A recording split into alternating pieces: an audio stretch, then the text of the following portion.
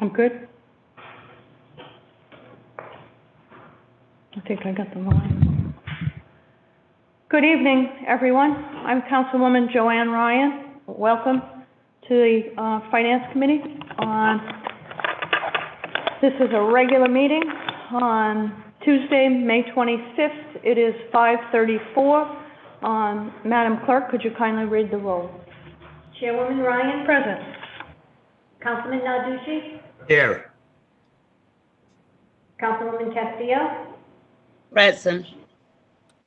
Councilwoman Anthony. Present. Councilman Taylor. Here. We have 5 present. We have a quorum. Wonderful. Let the record reflect that we are also joined by Councilman Goncalves. I see Councilman Correa. We have Solicitor Ken Cheverini in person and accounted for.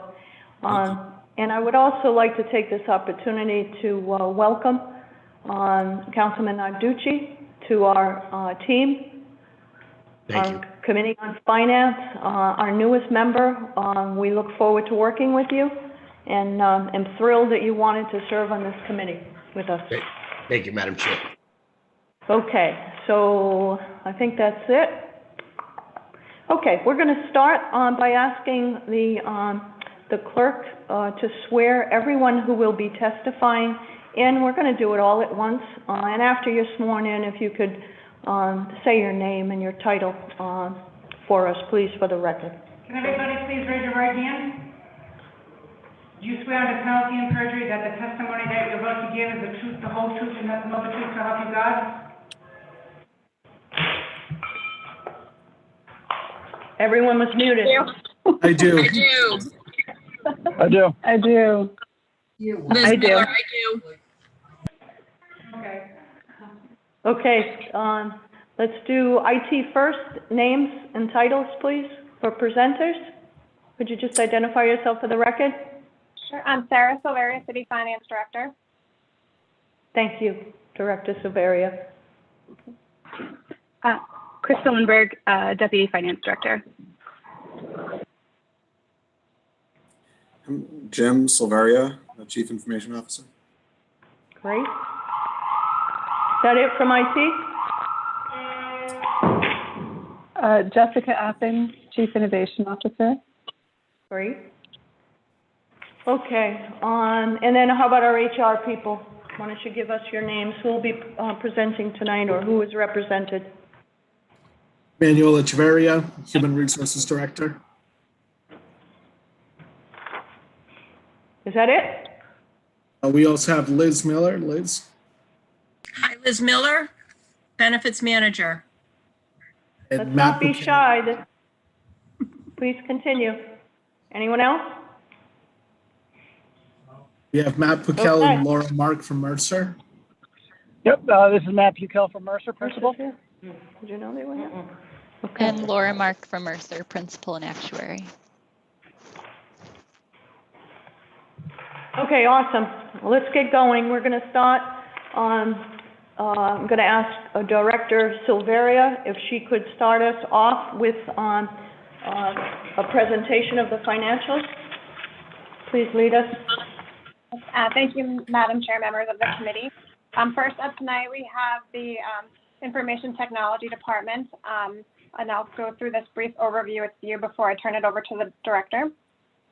There is no revenue in this accounting unit. Total salaries for fiscal 22 are budgeted at $1,584,249. This is an increase of $244,032 from the 21 budget. This change is partially due to funding an enterprise system training specialist at $81,853 and defunding a systems administrator of $91,507 represents a $10,000 decrease. And then the bulk of the increase is due to the elimination of work share and the 3% increase for 1033 and non-union. Total benefits in this department is budgeted at $932,556, which is an increase of $36,272 over the 21 budget. Total services in fiscal 21 have been budgeted at $1,547,148, an increase of $217,400 over the 21 budget. And this change is due to an increase in annual licensing fees and a $200,000 request for investments in a human resource software. These increases are being offset by a reduction in telephone expense due to the Ocean installation costs that were incurred in fiscal 21 and are no longer necessary in fiscal 22. And additionally, repairs to office equipment has been reduced based on historical spend. Supplies in fiscal 22 have been budgeted at $235,380, a decrease of $1,895. And this decrease is due to a reduction in office supplies and stationaries, as requested by the department and supported by historical trend. I will pause here to turn it over to the director for any questions.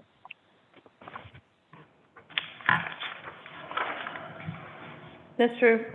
Silveria, do you have any vacant positions? We currently have vacancies. Recently, we had a promotion within our department. So our webmaster is vacant. It was formerly held by Bonnie Howland, who took the position of our application project manager. So we are actively pursuing candidates to fill that position. Okay, do you have any new positions, any non-contractual wage increases, or any projects that are going on now that you'd like to tell us about? Yes, sure. So most importantly, we have a position request to fund our enterprise systems training specialist. This position, we're looking for somebody to start up in the summer who's going to be in charge of training city staff on our business applications. So systems such as Lawson, standardizing the use of Lawson, getting people to use more of the built-in functionality. We're going to be working on a new Govern, that's our tax collection software, an upgrade to that system as well. So they're going to be involved in writing out the training program for the new Govern system. They're going to be involved in our cybersecurity training program, which has been ongoing, and we're adding a couple of new features over the coming months. And they're going to be involved in onboarding and end user training on Office applications such as Office 365 and general desktop system training. Great. What about, you have a Chief Innovation Officer? Can you tell me what that person is working on? That's Miss Jessica Atham. She's actually on the line here with us. Oh, okay. Hi. Hi, Jessica. Hi. Hi. Can we hear what you're working on? Either from the director or you, whatever the director wishes. I'd like to give her the opportunity to have to speak. Thank you for this opportunity. Madam Chairwoman, I am currently working on a series of projects, somewhat like a consultant to city departments, but the overarching nature of my projects are a focus on data harmonization and standardization across city departments so that the administrative data can be used to set departmental targets and track departmental performance. Okay. You have no staff reporting to you? I do not.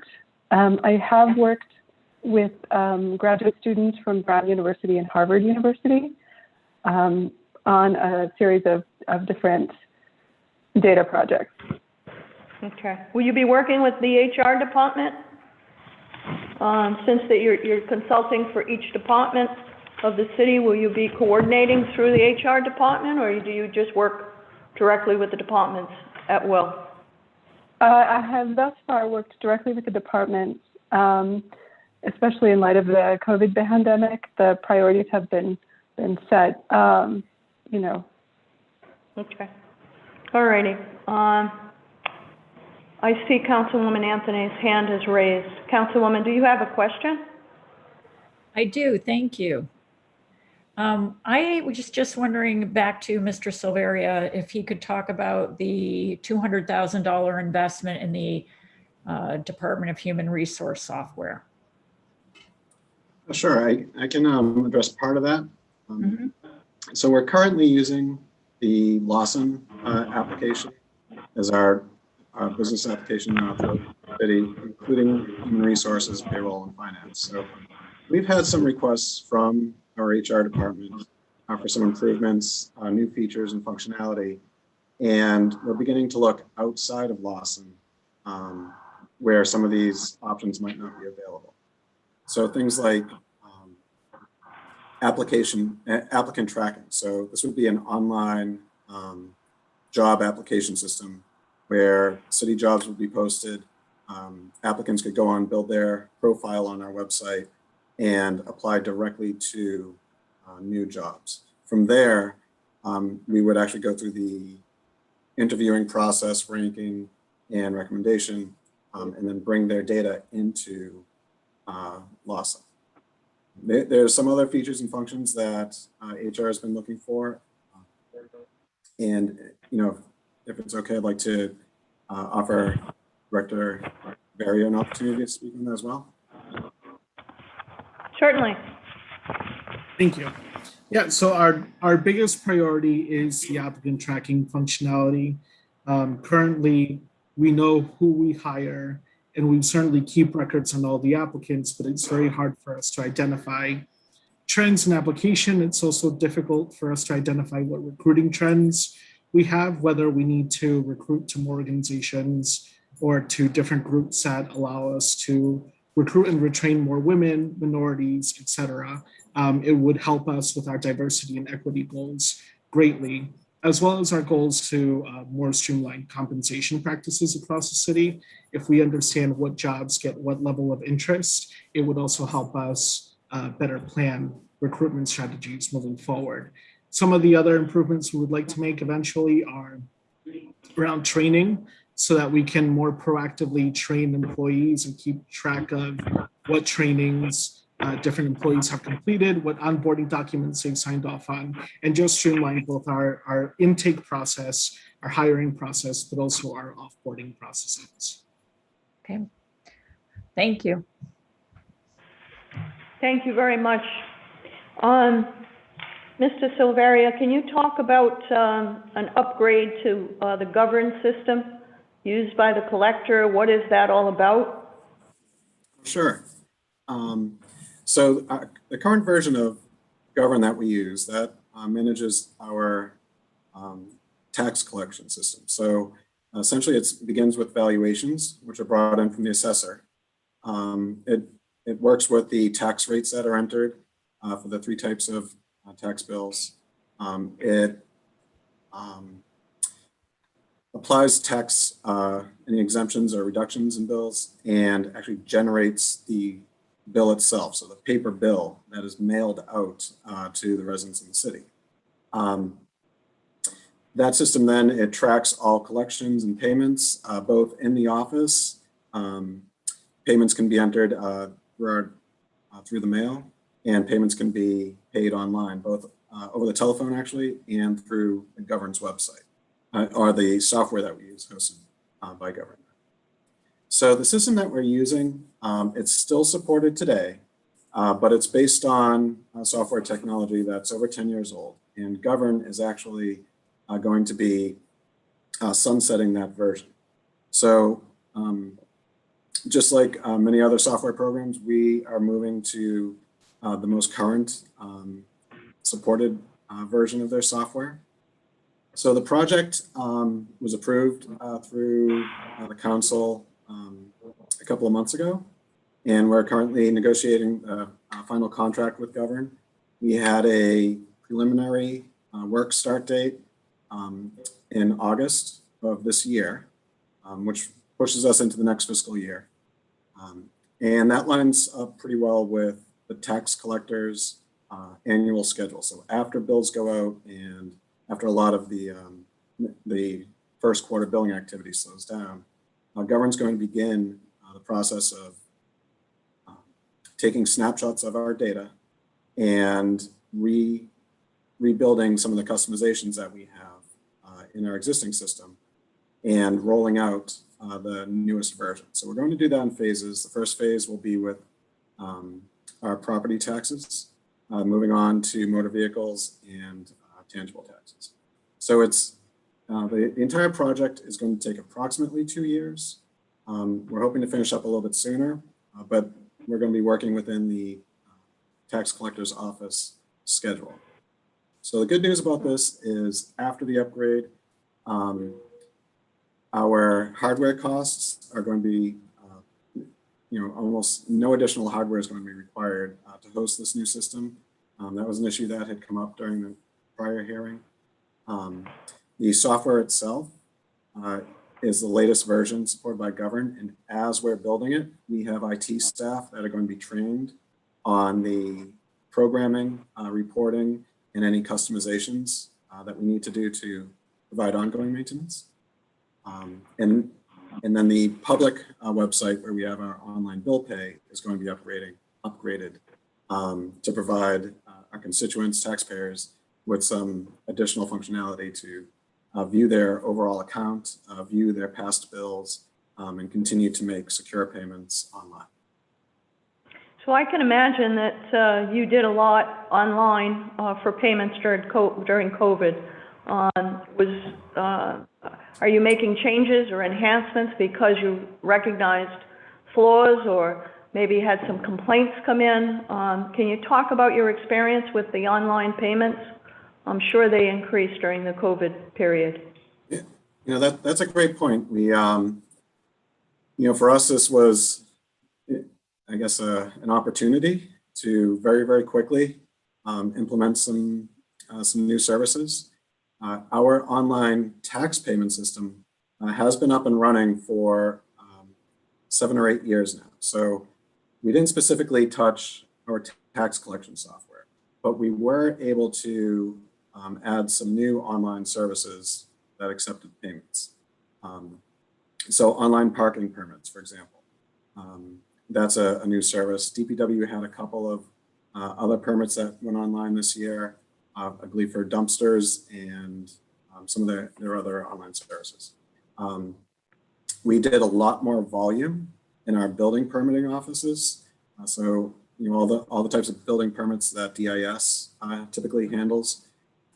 Majority of those are being done online now, with especially over the past year and even before that, we've seen volumes coming into the office much, much lower, but especially in the last year, we're seeing most of that work being done online and still completed effectively. Building reviews still being done effectively. So, it's been an opportunity for us. And as people are continuing to come back into the office and City Hall is opening up again, we are still going to continue working with departments to move services online, to move any paper-based business that we do both internally within, say with our staff and out to the public. We're going to continue to work on providing electronic services for all of them. Great. Can you say how automated we are, how automated our departments are? I guess what percentage, if you will, are all of the customer-facing payments? Are they all automated? What percentage are? Can you speak to that? I don't have those numbers in front of me.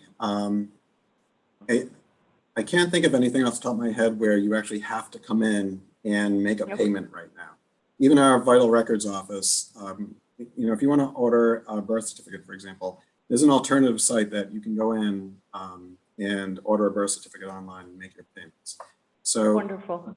I can't think of any good examples off the top of my head where you need to exclusively come into a city office and make a payment. Great. You talked about enhancements to the online system for paying taxes. What type of enhancements are you thinking of? What would that look like? Well, these are things that we've been working with John Murphy's office, the collector's office, for some additional features and quite a bit of reporting that he gets these requests from taxpayers, where they're looking for payment histories over multiple years, and if they own multiple properties, the ability to group them together, say onto a single user account, where they can go into one overall account and pay all of their bills. So we currently have some services that we offer. The larger mortgage companies who pay through escrow, they can make a lump sum payment to pay all the properties in Providence that they hold their mortgages with. Same thing for motor vehicle leasing companies. So Honda Leasing, for example, they're one of our best customers. They're able to make a bulk payment for all of the vehicles that are registered in Providence and leased through Honda Financial. So we're going to be extending that type of functionality to property owners, people who might own, say, 2 cars in their driveway.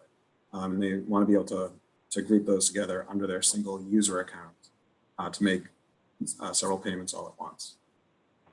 And then just following up on the line of question relative to COVID, how much will your department receive in reimbursement for COVID-related expenditures? Have you figured that out yet? Maybe that's a question for the finance director.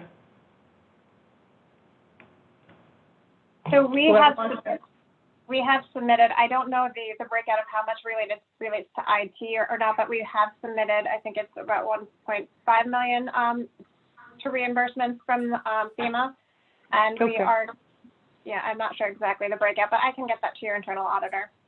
Thank you very much. We want to look at that a little closer to understand where those reimbursements are hitting. I see 2 hands from my colleagues on the committee. Why don't we go with Councilman Taylor first?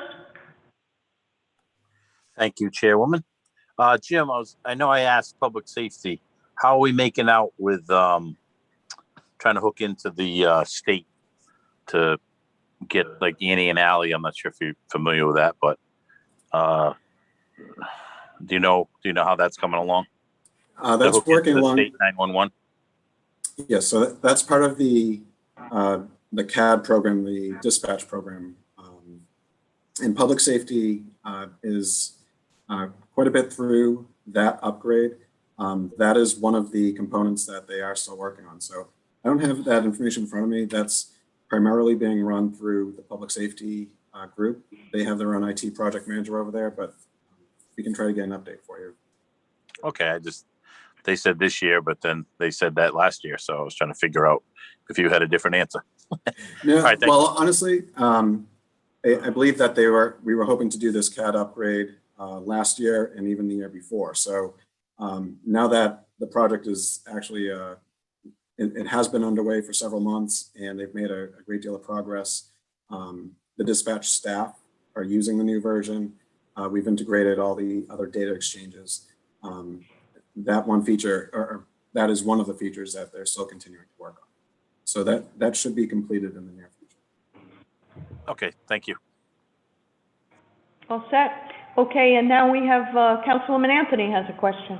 Yes, and mine isn't a question, it's more of a thanks. Mr. Silveria, thank you very much for all your efforts, especially during this past year. It couldn't have been easy overseeing everyone who was working remotely and trying to get everyone set up and doing their jobs. So, and the automation of the city is so incredibly important. So I really appreciate all your efforts.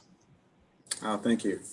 I appreciate that. I have to tell you, I say this every time I have the opportunity. We have a terrific team in IT.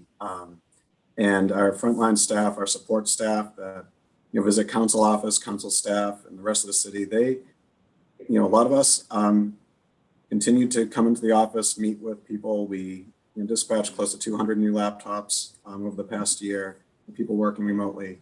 There's really a great deal of work that continued to go on, and in IT, we were doing different types of work very quickly sometimes, but I really got to say the team that we have here is really top notch. I appreciate the recognition. They're really doing a great job. Great. Great question, Councilwoman Anthony. Great comments. I would just like to say I share my colleagues' comments. You guys obviously are the heartbeat of the city. I thank you for all the work that you did overnight to try to make sure that the city continued to function and operate in a efficient and safe mechanism. I know it's hard to get new laptops out to people, but that being said, what have you learned? What lessons have been learned? And I'm sure we have a business continuity plan. Have you been updating that, or has that been updated with lessons learned through the pandemic, and especially how our staff can function in an emergency? Are we designating critical staff? It's probably a question that I can ask for HR director, but I know that supporting staff is in your court squarely. So what are the lessons that you've learned, and what are you doing to update our business continuity plan? Well, again, in the past year, this has been a pretty unique opportunity to change the way we do business, both for IT and city staff across all the departments. So what we've been able to help support, along with the department heads, the staff, is moving a lot of the work that people do, giving them the ability to do it remotely. And a good deal of our staff were working remotely. This is all city staff working remotely, whether on laptops, connecting through directly, or accessing other city services through secure online portals here. So we've been able to provide that level of access very, very quickly. That wasn't really our intention, but we had the infrastructure already in place. We had software and licenses. We needed to make some improvements to our remote services, our VPN connections. We're making some upgrades to some of the security that hosts our remote access sessions now. And we're making some upgrades to some of the Office tools that people use. So, and specifically Microsoft Office tools to give people more options for collaborating on files, for example, meeting online, using whether it's Zoom or Microsoft Teams, this remote or environment. So as far as our continuity of operations plan, we actually just submitted that to PEMA maybe 2 weeks ago, I believe. They were due from all the departments. So we have made some updates to it. And I can also tell you, over the next fiscal year, we're looking to make some updates in some of our hardware and hosting to provide more redundancy and failover capability to our, say, city servers and the hosted services that we have. So this is part of our ongoing, one of our ongoing goals. And whether we went through, a year of COVID and remote access or not, this was on the, on the timeline for something that we wanted to get done. So we're going to be improving our data redundancy, our hosting redundancy, and we're making some major changes to our backup and recovery capabilities. So in the event that we were to lose, say, a city building, we would be able to, we are today, but we would be able to recover faster with more services coming online. So who is the owner of our city's business continuity plan? Is that PEMA? Who owns it? I know the department directors obviously own the responsibility for their departments, but who owns the overall plan, the review, the approval, the updates? Is that PEMA? Well, I can tell you they coordinate they organize it. I don't want to point them as the official owner, but we work with them. I know other departments work with them to update annual plans, to do tabletop exercises and test those plans. So I believe they coordinate the effort. Okay.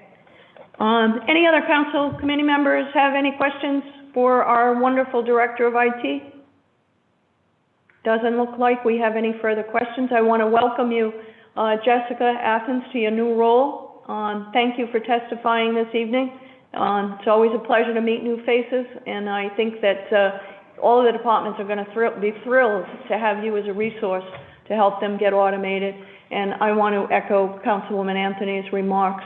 Director Silveria, you do a great job. And I know that your department has been extremely stressed this year, and we thank you for all the extra effort that you put in on so many levels. So thank you very much.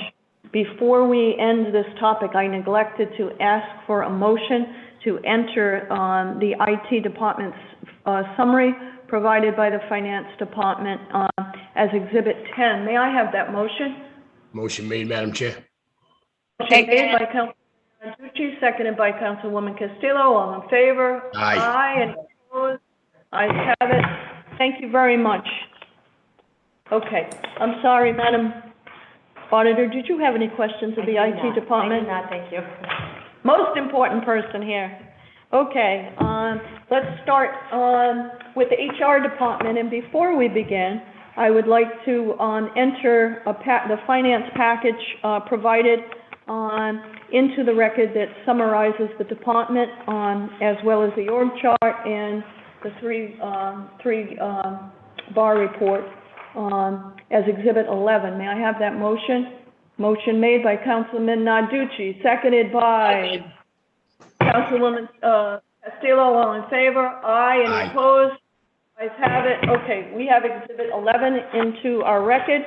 Madam Finance Director, would you please start us off?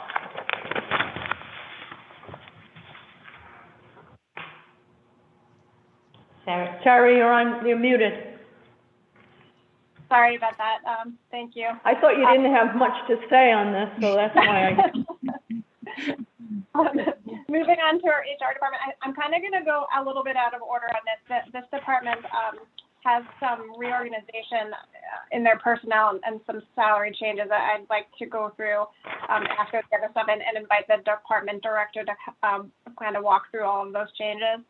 But they do have a salary increase of $395,525, and a lot of that has to do with this reorganization effort that they are proposing. Moving on to benefits, it's an increase of $78,405 for a total 22 budget of $925,753. Services. Total services for fiscal 22 are $431,416, an increase of $106,548. And this is the changes due to increases in training and private contractors. There's also a newly budgeted line of miscellaneous professional services, which is just a reallocation of expense from miscellaneous expense. We moved it to the account, a more uniform account code. So that miscellaneous line item has gone to office supplies and miscellaneous professional services. So moving on to the supplies line, you'll see that there's an $8,700 increase, and that's simply the movement of kind of allocating at miscellaneous expenses to more accurate account codes.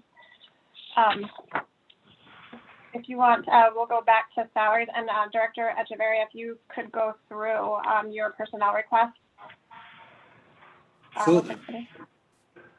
So before I do that, thank you, Madam Chair, members of the Finance Committee, and members of the City Council for the opportunity to come before you today. Going into the salary requests and also personnel requests, there are quite a few items that were originally intended to be proposed last year as part of a review and reorganization effort. I apologize, I'm in City Hall and I can hear the public safety vehicles behind me. But just to summarize what those are, one of them is a transition of a performance analyst from the IT department, moving that into the HR department. For the city's overall budget, that has a neutral impact, but it does impact the HR operating budget. We also have an HR system specialist, which is a position that would be designated to be our human resources systems manager. This is a common practice across human resource departments, someone to basically aggregate all the data for the department. Additionally, we have a new position, management training coordinator. This position would be tasked with the professional development of our management and leadership staff on different topics such as compliance, performance review training, any sort of disciplinary action training, management, supervision, communication training, and this would be available to all supervisors, managers, directors across all departments. We have a request to refund the Equal Employment Opportunity Officer. This is a position that was defunded in fiscal year 20 in lieu of the Deputy Director of Human Resources for Equity Initiatives. So this would Where is reinstate— the request, excuse me, Director, where is the request to refund coming from? The request is coming from, you mean from my department? You said there was a request to refund. Is it your request? Yes, it's my request, yes. Okay. Just wanted to clarify that. Kind of open-ended there. I just wanted to close it up. But continue. Okay. I'm sorry I interrupted you. No problem at all. We've also put in a request for a workers' compensation and safety supervisor. This replaces another risk management position we previously had. So this would oversee the workers' compensation unit of human resources. Then we have two requests for human resources generalist, a level 1 and a level 2. The level 2 position would be more dedicated on coaching departments around policies, disciplinary action, as well as FMLA, Family Medical Leave Act policies. And then the more junior position, the Human Resources Generalist 1, would be the tracker of FMLA, would be the liaison to the benefit payroll divisions in sharing that information and data, as well as the person who would track our mandatory drug testing and CDL processes in the department. Moving over, we also have a request to change our benefits specialist into a human resources coordinator that would have supervisory authority over the staff, the frontline staff in the benefits division of HR. That person would be an administrative supervisor coordinating office coverage and also coordinating communications to all employees on matters of benefits. We have a request for a new and unfunded position called a benefits analyst. We are not intending, obviously, to fund or to fill this position, but would like the approval to have it dormant within the budget in case of a retirement or departure to be able to actualize some cost savings within that role. And also a request for a managing director of diversity and equity. This position would be the city's lead on all diversity, equity, inclusion, and belonging initiatives, including data collection around these initiatives, setting plans with departments around how to update compensation practices, promotional practices. This individual would also work with the public safety departments to help advise and support developments in hiring, recruitment, and retention practices, and would also report to me. And the final request in the department is the Salary Review Commission requested or suggested a change in salary, and the administration has also recognized a change in title for the Director of Human Resources to become the Chief Human Resources Officer. So that's the totality of our requests. I apologize, it's a little long-winded and long, but this reorganization is meant to modernize our practices. HR is a department that has not had a very significant investment placed into its capacity. in a very long time. And we think to meet the modern challenges of the workforce, we need to have a broad horizontal strategy that will help us meet all of today's demands. Thank you, Director. So you're basically, there's an increase in about $400,000 in your department. You've got a new function, this HRIS kind of function, that's going to be working with IT. I would like you to, and I don't know how my committee members feel, but there's a lot of new positions. You're going from 17 positions to 24 positions. And I'm thrilled that you're talking about modernization. And from what appears that you've presented to us, it's very well thought out and very professionally presented. So I appreciate that very much. I would just like to get a clarification on some of these new positions. Particularly, I'm confused with the Managing Director of Diversity and Equity, an A24, which is a new position, placed over the Deputy Director of Human Resource Equity, and then there's an EEOF officer. So I'm struggling with why that isn't a pod, if you will, that works together on equity issues. It seems like there's a redundancy there. I don't understand why the Managing Director of Diversity and Equity reports up to you as the director, and then the EEO officer reports up to you as well with no direct reports. So can you explain that structure and what those positions do? Yes, the Equal Employment Opportunity Officer is a compliance and investigatory function. So that is a very operational branch of human resources. When an employee complaint comes in on, let's say, a topic of sexual harassment, hostile work environment, et cetera, that position has very broad purview as to how it investigates that complaint. It needs to maintain its independence largely from other areas of human resources. Whereas the diversity and equity branch, if you will, of this organization is meant to be a more strategic and policy-oriented branch of human resources, where they're meeting with departments, identifying goals, targets, recruitment strategies citywide, and helping to implement those. So one is a more, if you will, theoretical function, one is a more operational function of human resources. That's a great explanation. Thank you. Madam Chair. How about? Madam Chair, if I Yes. may, quick, please. Yes, you may, Councilman Narducci. Thank you. So right now, Director, those sound like pretty important spots. So the way I'm understanding is we don't have anybody doing those particular jobs now. Well, our Deputy Director of Human Resources for Equity Initiatives has been operating as our de facto Equal Employment Opportunity Officer, and several of our staff support investigations when they happen, but these are too many concentrated functions within one position, and we need to broaden capacity to be able to respond to the volume of work that's all encompassed in one role right now.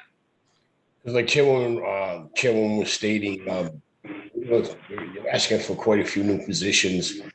And I have a hard time with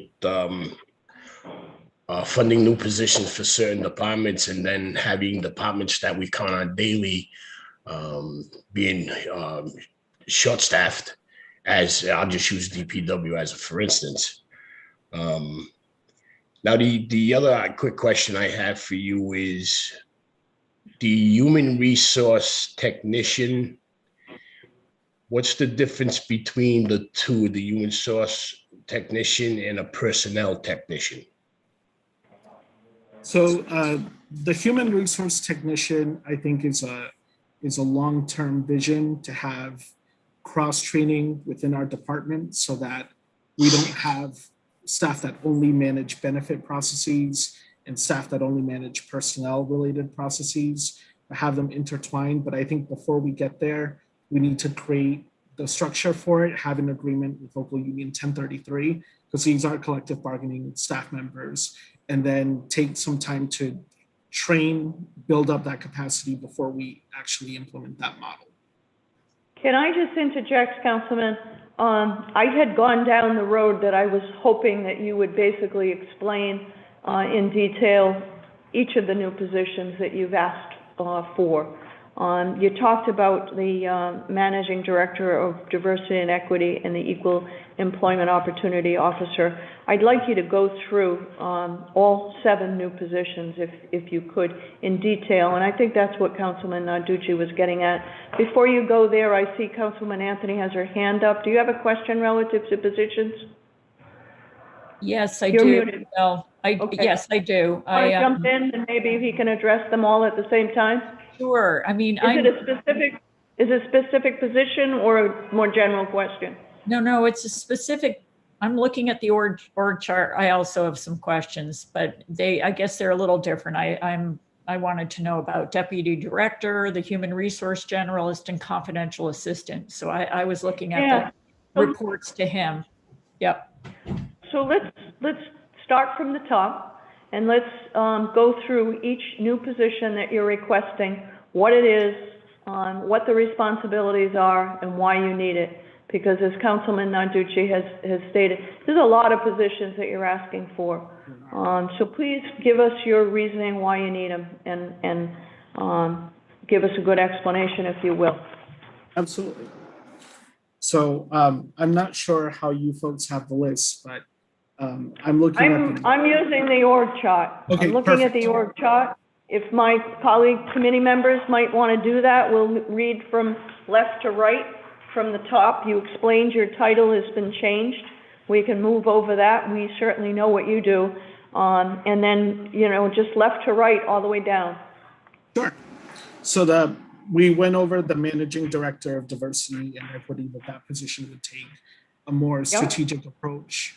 The Deputy Director of Human Resources for Equity Initiatives would be supporting the Managing Director in coming up with the city's equity, diversity, inclusion, and belonging plan, and would create a robust set of key performance indicators by department, so we would understand how we achieve diversity, equity, and inclusiveness in every individual department. So these 2 positions would be spending quite some time embedding themselves in different divisions of city government and understanding how we hire, how we promote, how we train, how we develop, and ultimately how we compensate, right? So these will be both. Have you put, excuse me, I didn't mean to interrupt you, I apologize. Have you put together a diversity and equity plan for these people to follow? How is that going to work?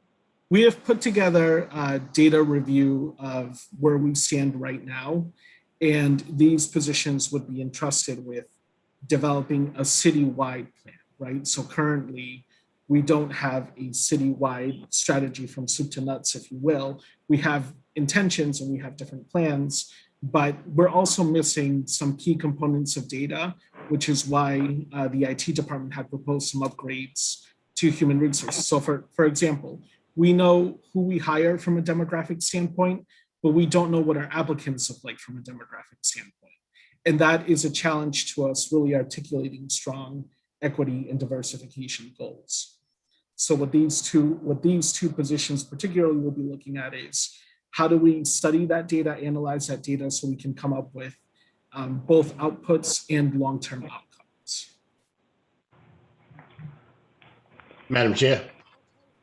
Yes, Councilman. Before he goes on quick, you're saying you don't know what the employees look like when you're hiring them. But isn't it a fact that the mayor interviews every employee before they're hired? So we understand from a data perspective who we hire, right? I can tell you the last year, the employees that we've hired broken down by race and gender. What we're trying to look at here is also not just who we hire, but who applies. So for example, if we say that we don't have sufficient employees who identify as female in the labor ranks, we don't know if that's because they applied, but we don't hire women in those positions, or if women don't apply for those positions. So one can lead to a different recruitment strategy, one can lead to a different hiring strategy, depending on which is true. Thank you. Thank you, Madam Chair. Thank you, Councilman.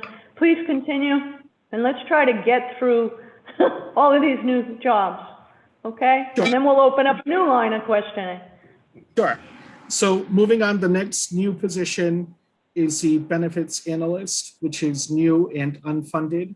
So as I stated in my remarks previously, while we do not intend on filling this position, we do anticipate that there may be some transitions, retirements, et cetera. And this position would add some capacity for data and process analysis in our benefits division of human resources, which again manages the medical budget, the dental budget, right? So we're interested in making sure that that's set up. We don't plan on utilizing the structure yet, but we're requesting to have it as things shift. The next position is the HR coordinator. Currently, that is a benefits specialist. It is a member of HR management, and it is significantly underpaid compared to all other members of management citywide.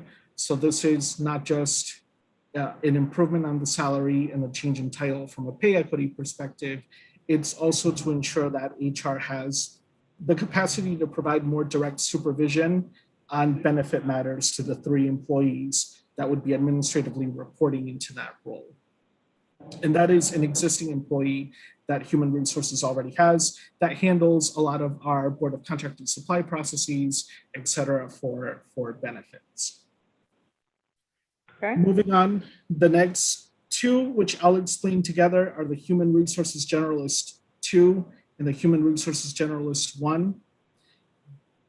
We are defunding the confidential assistant to the Human Resources Director, and we're requesting to fund and to create these 2 new positions. The logic there is that I, as a department director, I personally don't think that I need an administrative support for my function. What I need are more professional staff that can help us respond to different situations within human resources. The Human Resources Generalist Level 2 is a position that's heavily focused on implementing policies, procedures citywide, and also coaching and training departments on what is allowable and not allowable under certain laws regarding Family Medical Leave Act, military leave, also disciplinary action. They handle some labor relations aspects. They support me in the arbitration and grievance management process with Local Union 1033. Whereas a generalist level 1, that person is the current confidential assistant, but that role would cease to exist and it would transition to one that would manage a lot of the tracking and the processes for HR. So for example, our randomized drug testing, our CDL, our credentialing tracking citywide. What a lot of folks may not necessarily know about human resources is that we are entrusted with servicing all of the employees in all of the departments and making sure everyone has active credentials and that we're always following state and federal employment laws. So this would help us with the tracking of all of those different things and the integration between the personnel side of human resources, the benefits side, but also different payroll processes, like when an employee goes on leave, changing their status with the payroll department, changing their status with benefits, so that the proper deductions and the proper protocols kick in. The next position moving over is the workers' compensation and safety supervisor. So that used to be a risk management specialist. That was a grade 18.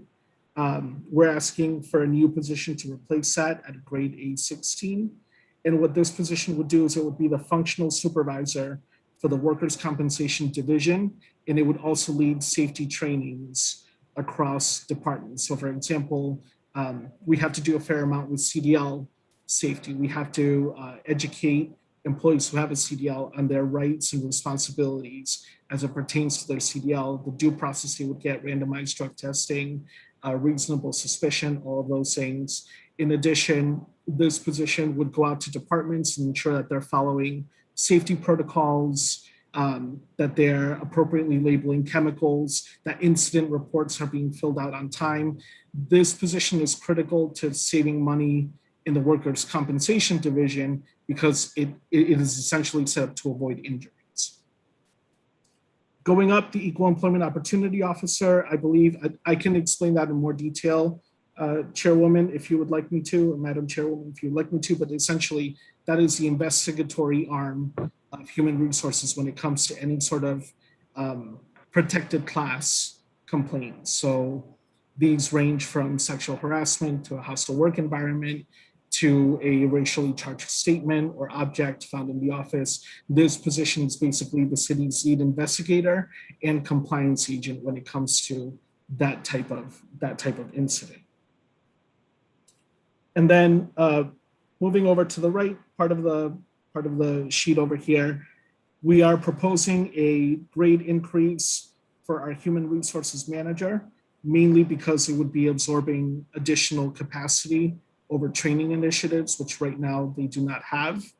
And we're proposing the hiring of a management training coordinator. So this person would make sure that any management related credentials or any supervisory or director level credentials are actualized. They would also be leading trainings on any sort of policy implementation, as well as things like management strategy, how to be an effective supervisor, how to communicate with staff, performance review process. That's one thing that we're hoping to implement the next fiscal year. The city currently doesn't have a performance review process, and we're hoping to implement one. So this position would be critical in the training of such a process. And then the last two positions that we have is a new HR system specialist.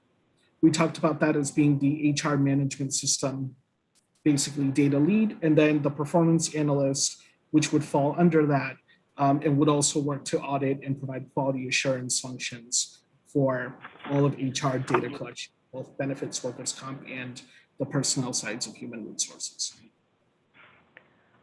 Okay, well, thank you very much for working through that. That's a whole, that's a lot of staff ads. Did you consult or did you look at what other municipal HR departments were doing and how that compared and contrasted to your new plan to come up with this? Tell us about that exercise. Yeah, so we looked at both best practices just globally in human resources, but also how different government entities of a similar size are kind of set up. And what we also did, Chairwoman, is that we also looked at what our strengths and weak points were as an organization and how we can improve on those, not just to avoid any liabilities, because that's one of the main functions of HR, right? Avoiding damages to the city, but also in making sure that we're preparing our workforce for some of the unique challenges. You know, COVID taught us that we weren't really prepared in some instances for some of the changes we had to make, and also reinforced the fact that the better data integrity we have, the more nimble we can be in reacting to different things that happen, but also we can be planful and proactive before things get difficult. We also looked at other governments. So part of this exercise was looking at other municipalities, similar size, scope, and budget, and similar HR functions. And this is the way that a lot of organizations are built out. You'll notice it's not a very vertical stream of management, it's a horizontal one, because we're looking to specialize and professionalize several different functions of HR. It's completely different from what it's been in the past. How long has the HR department functioned under the old org chart? Close to 2 decades is my understanding. Okay. All righty. I want to look at these a little closer. Is there any question from the auditor, Madam Auditor? Do you have any questions? Councilwoman Anthony has her hand. Oh, Councilwoman Anthony. Yes, thank you. Just in follow-up to those questions from our chairwoman, I just was wondering, so how many employees do we have in the city? Well, if you factor in sworn police and fire, we have about 2,000 employees, a little bit over 2,000. Okay, and so with 2,000 employees, I know you just said that you did some research on other similarly sized municipalities do. So they had a similar number of positions in resource? Yes, and there are also some general standards.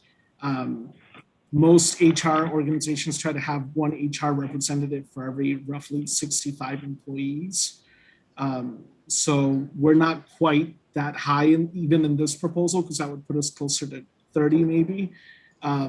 So we try to stay conservative within that, but also to me, it's not about adding people, it's about adding capacity. Yep. Right, and making sure we can functionally address whatever challenges the organization has. Great, thank you. Thank you, Councilwoman Anthony. Just before the auditor begins, like this human resource generalist 1 and 2, is that something that you can bring on one, and then if you need somebody else, you fund the second position? You're gonna have to hire and train 7 people? That seems like a lot. It seems a lot to bring on to a department right away. So is there a staggered plan, contemplated? What are your thoughts on that? Yeah, so we currently have the individuals that would be the incumbents for HR Generalist 1 and 2 working for us. The HR Generalist 2 is currently our HR Generalist 1, and the HR Generalist 1 is currently our confidential assistant. They've been functioning not as a confidential assistant, right? They've been functioning as an HR professional, and this would just actually give it the due title. Okay, thank you very much, I get it. Madam Auditor, do you have any questions? Yes, 2 questions and 1 comment. So the last experience study that was done by our actuary reduced the percentage wage increase for our pension to pay the ADC. Is any consideration been done to restrict any wage increase, non-contractual, to 3%, the way the union does it? So, for example, and I will use you because you're here, you're going from an 827 to an 829, there's a range. So in order to make sure that we're going to meet that actuarial determination of the 3%, are you going to go to the next step that's only a 3% wage increase, or are you leaving it open to let the department directors decide? So in terms of my position, my understanding is that I will be moving. Not you personally, I'm sorry, I didn't mean to pick on you personally, but I just meant generally speaking. Yeah, I mean, I don't know if the city has expressed any intent to do that under my tenure. That has not been a discussion. I don't know if Sarah or Crystal, you folks want to weigh in on that? So I can't really speak to whether or not the administration has a policy that non-union can't go in any year increase of more than 3% if they're changing grades. But the experience study is done regularly, and it's like across time. So there might be years where there's no increase to a contract. The first year of a contract, for instance, oftentimes is 0 increase. So it's not looked at like just one specific year over year. It's over a time frame, and all of this new data, these new years, will be picked up in the next experience study.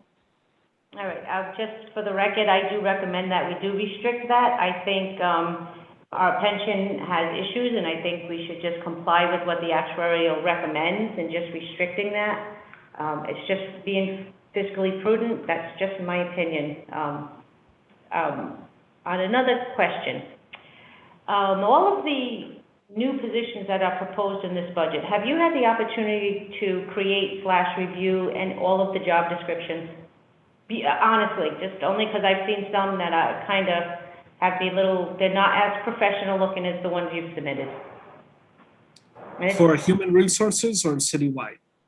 Citywide. Citywide. Oh, citywide. Yes, I have looked at the job descriptions as proposed by departments. we try to give departments some latitude in how they develop them, but also let them fit into general confounds. I know you raised one, Madam Auditor, to my attention that had a superfluous phrase that we took out. But that was actually crafted based on another job description, which didn't have that requirement. So yes, we do review them.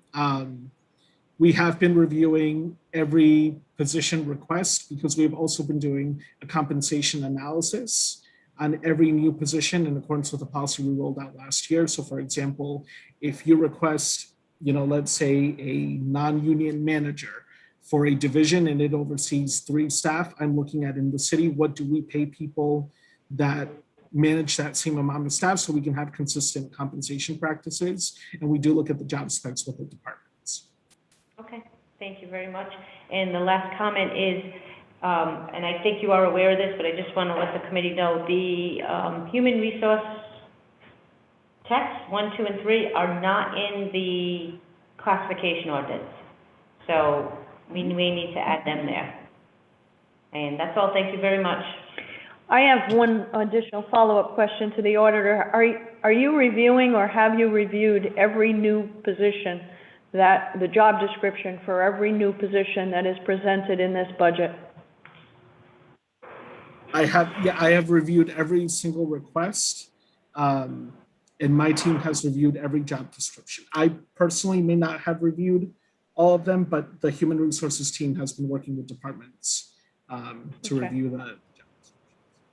Okay, Councilwoman Anthony, do you have a question?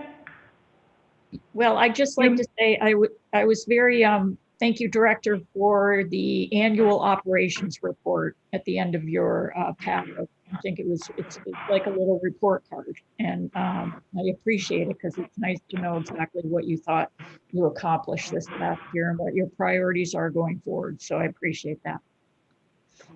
Thank you. This past year has been difficult to articulate in an annual report because we've just been trying to keep everything above water in responding to COVID and making sure our employees are supported citywide. So I just wanted to clarify, I saw your annual operations report, but it's my understanding that each department has been providing an annual operations report to the Finance Committee. So that's in everyone's package. Is that correct, Director Silveria? You've managed to make sure that that's happening. And that is very helpful. So thank you for pointing that out, Councilwoman. That's helpful. We appreciate the packages, Director Silveria, are fantastic so far. So credit to you for all your hard work and making sure that the departments are coming before us with all the information that we've asked for. It makes things go very smoothly. So thank you. Councilman Taylor has his hand up. Yes, sir. Thank you, Madam Chair. Emmanuel, I asked the question a few weeks back to the CFO. I was wondering, how many people do we have in an acting capacity that is acting over 90 days? I don't know the answer off the top of my head, but I'll get that to the internal auditor tomorrow morning. Okay, let me mention one, which is the acting fire chief, who's been acting almost 7 years now. And as you know, in the charter, it says that nobody can act over 90 days. So I asked the CFO, and actually the city solicitor at the time was Kevin McHugh, clarified that that's what the charter says, and anybody who is in that capacity is violating the charter. So I guess I'm going to ask you, knowing that this is going on, what are we going to do about it? Yeah, I'm going to look into that and then speak to the administration, and I'm happy to report back. Thank you very much. Madam Chair, can we have time in the near future? I'm sorry, you're breaking up, sir. I'm sorry, can we have him back at some point in time in the near future with an answer on that? We'll try to fit him in the schedule.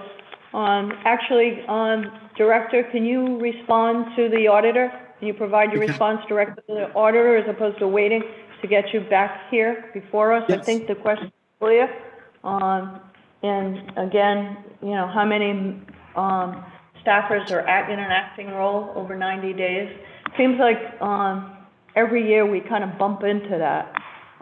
It's not fair to the employee, and it, really skews the budget, so, and I'm sure in your professional manner, you'll take appropriate, steps. So please provide it immediately to the, auditor.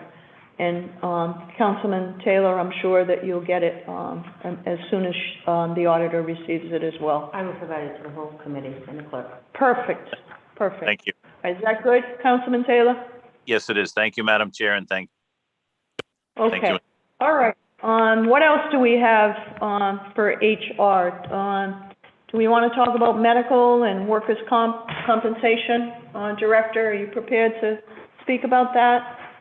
Yes, we also have our healthcare consultants, Matt Pukel and Laura Mark from Mercer here today to help us go over the Great. medical. Okay, I think we were over budget in medical, correct? $1.9 million over? Director Silveria? I think the latest projections showed us at about $1 million over budget.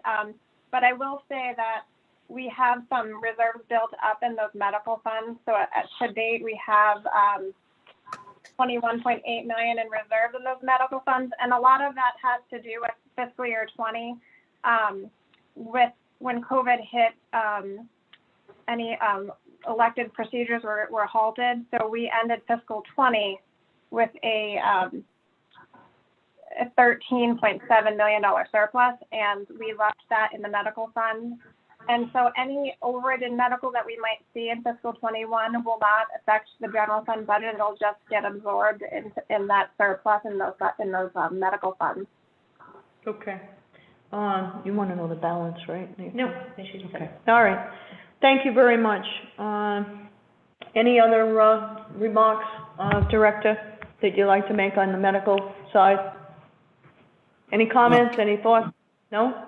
Okay. No, just, I mean, in line with what Director Silverio said, you know, we had a lot of employees and a lot of insured lives defer medical care, right? Because of COVID, because facilities were shut down, not doing elective procedures, and we fully anticipated that in fiscal year 21, we would see that pick up again. And one of the things that we're working with Mercer is to identify what long-term impacts this could have. You know, if someone puts off important or critical medical care, does that make that claim eventually increase over time? So we are working on developing wellness strategies to make sure people are getting the adequate level of care. We're exploring some possibilities with diabetes care management, and hopefully these will help mitigate some of the risk, not just to our employees, which are really important, but also to our medical fund. Great. Councilman Taylor, you have a question? Yes. Do we have a current list or how many people are actually out on workman's comp? We do have a current list, and I can get those numbers to the internal auditor as well. How many? Okay, I would like to see that. Thank you. Of course. Okay. Any other questions on medical? Do we want to? No, you good? Let's move to workers' compensation. Any comments you'd like to make, Director, or on workers' compensation? You know, very similarly, although the volume isn't necessarily the same as the deferred medical care.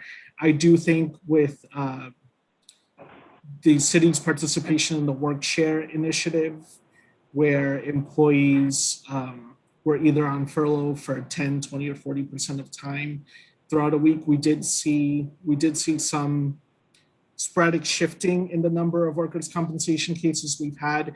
And I think the numbers kind of show that, but I do predict that fiscal year 22 will go back to being a more stable year for workers' comp. That's really the only comment that I have. How much do we pay out annually in workers' comp? I think we have the 3-box report on that one, but it's somewhere around 1.4 million, the operating budget. Is that correct, Sarah? So all in it's been around, 1.4 for injury payments. That's correct. And in total, that total budget for that workers' comp account code has been around $2 million, $2.1 million. Okay. Okay, good. Thank you. Who manages that, folks that are out on compensation, workers' comp?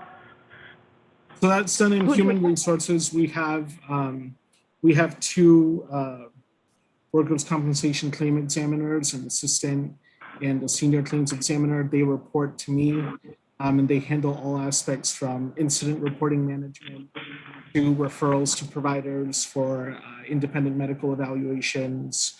And then once they're put on compensation, or once the employee files a suit and they're seeking damages for scarring or any sort of injury, those decisions, we have outside attorneys that we work with, that we consult with, and ultimately, I also approve the payments and approve the payroll for workers' compensation. Okay. And you're basically, that's one of the new positions, to manage those two resources? Yes. That and also injury prevention. Okay. Madam Auditor, do you have a question? Yes. I saw your hand. Sorry, just one comment is, and I think that it should be known that the workers' comp does not include sworn personnel. Sworn personnel has IOD. They don't go through workers' comp. I guess they're self-insured, so we usually pay them 100% of their salary when they are out. So that 1.4 is only for about 1,200 employees, correct? That's correct, yes. Isn't it wonderful to have such a great auditor? Yes. Thank you. Anybody else? Going once. Councilwoman Anthony. I'm sorry. Can the auditor repeat what she just said? Who isn't covered under the comp? The comp? The Wording. police, sworn personnel. Oh, okay. Okay, thank you. Fire. Thank you. You're welcome. You all set? I am. Madam? Any comments, questions, thoughts, concerns? Does MRSA have anything to add this evening? No, I think Emmanuel covered it. Thank you, Emmanuel. Wonderful. Thank you. Thank you for joining us tonight. Director Silveria, are you all set? I am, thank you. Okay.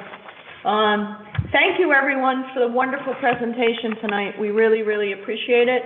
And Director Silveria, thank you for leading us in this discussion. I have no more. Actually, we need to continue. May I have a motion to continue budget items 1 through 4? Motion made by... Motion made, Madam Chair. Second. Councilman Narducci, seconded by Councilwoman Castillo. All in favor? Aye. Any opposed? Ayes have it. Motion passes. May I have a motion to adjourn? Motion made. Motion Second. made by our newest council committee member, Councilman Narducci. Second. You're first out of the gate on an adjournment. Seconded by Councilman Taylor. All in favor? Aye. Any Aye. opposed? Ayes have it. Motion passes. Thank you.